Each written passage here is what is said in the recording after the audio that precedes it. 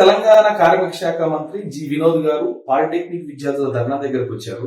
ఆయన ఈ ప్రభుత్వం తీసుకొచ్చిన శక్తి స్కీమ్ అనేది చాలా మంచిది, దీన్ని విద్యార్థులు వ్యతిరేకించొద్దు, దీని మీద పోరాటం చేయొద్దు, మేము మీకు అన్ని చేస్తున్నాం అని చెప్పేసి ఆయన చెప్తున్నారు.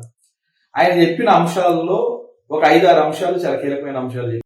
ఒకటి, శక్తి స్కీమ్ ని అమలు చేస్తే 600 కోట్ల రూపాయలు వస్తాయి అంటున్నారు.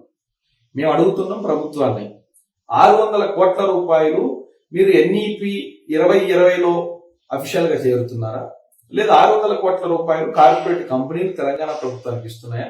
దీని మీద స్పష్టత లేదు. 600 కోట్ల రూపాయలతో ప్రభుత్వ పాలిటెక్నిక్ ని బాగు చేసే ఒక ఉద్దేశం ప్రభుత్వానికి లేదా? 600 కోట్ల రూపాయలు కాంగ్రెస్ ప్రభుత్వం దగ్గర లేకపోతే తెలంగాణ ప్రభుత్వం దగ్గర ఈ పాలిటెక్నిక్ కోసం కేటాయించడానికి కూడా నిధులు లేవా? మరి ఎందుకు ప్రైవేటు కార్పొరేట్ వ్యక్తులు ఉన్నటువంటి స్కిల్ ఈ యూనివర్సిటీకి అనుబంధంగా పనిచేస్తున్నటువంటి కార్పొరేట్ వ్యక్తుల చేతిలో ఈ ప్రభుత్వ విద్యారంగాన్ని మొత్తం పెట్టే ప్రయత్నం చేస్తున్నారు? మీరు చాలా స్పష్టంగా మంత్రి గారు చెప్పలేదు. విద్యార్థులు అందరి దగ్గర లాటరల్ ఎంట్రీ ఉంటుంది, విద్యార్థులు బీటెక్ లోకి వెళ్ళొచ్చు, అలాగే ఫీజులు పెంచాం, స్టైఫండ్ ఇస్తాం, అలాగే విద్యార్థులందరికీ ల్యాబులు పెడతాం.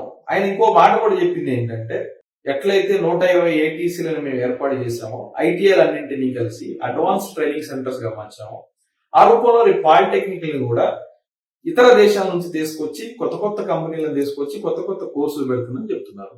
జర్మనీ నుంచి, జపాన్ నుంచి కొన్ని కొత్త ఇన్నోవేషన్ తీసుకొస్తుందని చెప్తున్నారు. ఆయన సొంత నియోజకవర్గంలోనే 75 మంది విద్యార్థులకి జర్మన్ భాష కూడా నేర్పుతున్నారని చెప్తున్నారు.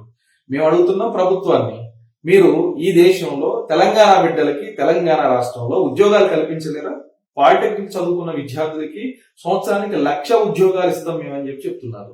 సంవత్సరానికి 1,00,000 ఉద్యోగాలు ఇచ్చే ఉద్యోగాలు తెలంగాణలో కల్పించడం సాధ్యం కదా? ఈ అన్నిటి మీద ఎందుకు మంత్రి గారు మాట్లాడట్లేదు? అలాగే 2,000 రూపాయలు స్టైఫండ్ ఇస్తాం, లేకపోతే ఫీజులు పెంచమని చెప్తున్నారు. 2,000 రూపాయలు స్టైఫండ్ విద్యార్థులకు ఇవ్వాలనేది శక్తి స్కీమ్ అమలైతేనే ఇస్తారా? నిజంగా శక్తి స్కీమ్ అమలు కాకపోతే స్టైఫండ్ విద్యార్థులు పెంచి ఇవ్వడానికి సాధ్యం కదా? 59 ప్రభుత్వ పాలిటెక్నిక్ కళాశాలలు ఉన్నాయి. 59 ప్రభుత్వ పాలిటెక్నిక్ కళాశాలల్లో ఈరోజు సరిగా వర్క్ షాపులు లేవు, ల్యాబులు లేవు, సౌకర్యాలు లేవు, అనుబంధ హాస్టల్ లేవు. విద్యార్థులు చాలా ఇబ్బందులు పడుతున్నారు. టీచర్లు లేరు, లెక్చరర్స్ బోధించడానికి కనీసం పరికరాలు చూపిస్తూ బోధించడానికి కూడా లేనటువంటి ల్యాబులు లేనటువంటి కాలేజీలు తెలంగాణలో ఉన్నాయి. మరి దీని మీద మీరు ఎందుకు మాట్లాడరు? శక్తి స్కీమ్ తోనే అంతా ఏదో జరిగిపోతుంది. శక్తి స్కీమ్ లో చేరితేనే ఇతర దేశాల నుంచి కొత్త కొత్త పరిశ్రమలు వస్తాయి, మేము దీని పరిశ్రమకి లింక్ చేస్తామని చెప్తున్నారు. పరిశ్రమలకు చేయడం అంటే ఆ ప్రభుత్వ ప్రైవేటు పార్ట్నర్షిప్ లో నడుస్తున్న యంగ్ ఇండియా స్కిల్ యూనివర్సిటీనే దీన్ని హ్యాండిల్ చేయగలుగుతుందా? మీరు ఎస్బిటిఈటి మీద ఎందుకు నమ్మకం ఉంచట్లేదు? తెలంగాణ ప్రభుత్వం ఎస్బిటిఈటిని ఎందుకు కొనసాగించట్లేదు? మీరు ఎస్బిటిఈటిలో ఖాళీలను భర్తీ ఎందుకు చేయట్లేదు? మీరు ఎస్బిటిఈటి ద్వారానే ప్రభుత్వం ఈ స్కిల్ ఇస్తామని ఎందుకు చెప్పట్లేదు? ఎస్బిటిఈటి ద్వారానే మీరు 1,00,000 ఉద్యోగాలు సంవత్సరానికి పాలిటెక్నిక్ విద్యార్థులకు ఇస్తే ఈ 1,00,000 ఉద్యోగాలు ఇస్తామని ఎందుకు చెప్పట్లేదు? విద్యార్థులందరూ తమ భవిష్యత్తు కోసం, తెలంగాణ భవిష్యత్తు పాలిటెక్నిక్ విద్యా పరిరక్షణ కోసం ఈరోజు విద్యార్థులు పోరాడుతుంటే ఈ విద్యార్థుల్ని పక్కదారి పట్టించే ప్రయత్నం సాక్షాత్తు మంత్రి నుంచే జరగడం దుర్మార్గం.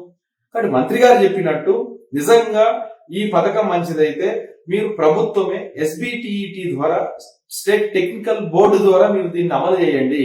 ఎందుకు ఆనంద్ మహేంద్ర లాంటి, నీతు అంబానీ లాంటి, లేదా కొనిదల ఉపాసన లాంటి వాళ్ళు బోర్డులో ఉన్నటువంటి యంగ్ ఇండియా స్కిల్ యూనివర్సిటీ ద్వారా ఎందుకు దీన్ని మీరు అమలు చేసే ప్రయత్నం చేస్తున్నారు? ఎందుకు ప్రైవేట్ యూనివర్సిటీని ప్రభుత్వ విద్యారంగంలోకి మీరు తీసుకొస్తున్నారు? దీనికి మీరు సమాధానం చెప్పట్లేదు. అలాగే లాటరల్ ఎంట్రీ ద్వారా ఈ సెట్ ఉంటుందని చెప్తున్నారు. అకాడమిక్ కరికులం తయారు చేసేది ఎవరు?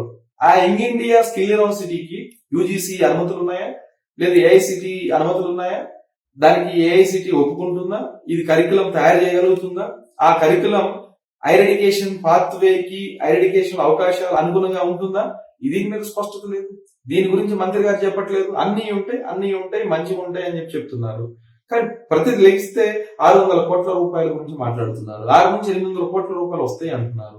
శక్తి స్కీమ్ ని ఇంప్లిమెంట్ చేయడమే తెలంగాణలో ఈ ప్రభుత్వ పాలిటెక్నిక్ విధికి మంచిదని చెప్తున్నారు. మీరు అసలు శక్తి ఎందుకు మార్చాల్సి వచ్చిందో చెప్పండి. ముందు శక్తిగా మార్చడానికి మీకు 600 కోట్ల రూపాయలు ఇస్తానన్నది ఎవరో చెప్పండి. ఈరోజు ఆనంద్ మహీంద్రాని పొగుడుతున్నారు. ఆనంద్ మహీంద్రాకి సమయం ఉండదు, ఆనంద్ మహేంద్రకి అసలు పని చేసుకోవడం తప్ప ఇంకోటి ఉండదు. అలాంటి వ్యక్తి తెలంగాణకి కాంట్రిబ్యూట్ చేస్తున్నా అంటారు. ఈ తెలంగాణ బిడ్డల భవిష్యత్తుని ఒక కార్పొరేట్ కంపెనీ వ్యక్తి చేతుల్లో ఎలా పెడతారు మీరు? ఈ తెలంగాణ బిడ్డలకి పాలిటెక్నిక్ చదువుకుంటే రైల్వేస్ లోని, అలాగే డిస్కమ్స్ లో, జెన్కో ట్రాన్స్కోలో, పంచాయతీరాజ్ లో, అలాగే సింగరేణిలో, కేటీపీఎస్ లో చాలా అనేక ఉద్యోగాలు ఉన్నాయి. సివిల్ ఇంజనీరింగ్ లో అనేక ఉద్యోగాలు ఉన్నాయి. ఈ ఉద్యోగాల కోసం మీరు ఎన్ని ఖాళీలు ఉన్నాయో లెక్కలు తీయండి. రాష్ట్రంలో అనేక ఖాళీలు ఉన్నాయి. సింగరేణిలో ఎన్ని ఖాళీలు ఉన్నాయి, కేటీపీఎస్ ఎన్ని ఖాళీలు ఉన్నాయి, రైల్వేస్ ఎన్ని ఖాళీలు ఉన్నాయి, అలాగే పంచాయతీరాజ్ శాఖలు ఎన్ని ఖాళీలు ఉన్నాయి. బిస్వాల్ కమిటీ ఏం చెప్పింది? వీళ్ళు ఈ పాలిటెక్నిక్ విద్యార్థులు ఎక్కడ అడ్జస్ట్ అవుతారో చెయ్యండి. ఈ పని చేయకుండా శక్తి మంచిది, శక్తి జర్మన్ పోవచ్చు, శక్తితో జపాన్ పోవచ్చు, శక్తితో విదేశాల నుంచి ఇక్కడికి వస్తారనే పద్ధతిలో ఒక అబద్ధపు ప్రచారాలని సాక్షాత్తు తెలంగాణ మంత్రి చేయడం అనేది దుర్మార్గం. విద్యార్థులకు ఉపయోగపడే పద్ధతిలో మీరు విద్యార్థులను డైవర్ట్ చేయకుండా విద్యార్థులకి ప్రభుత్వ పాలిటెక్నిక్ విద్య అందేలాగా, ప్రభుత్వ పాలిటెక్నిక్ విద్యని కాపాడేలాగా మీ నిర్ణయాలు తీసుకుంటారని మేము కోరుకుంటున్నాం.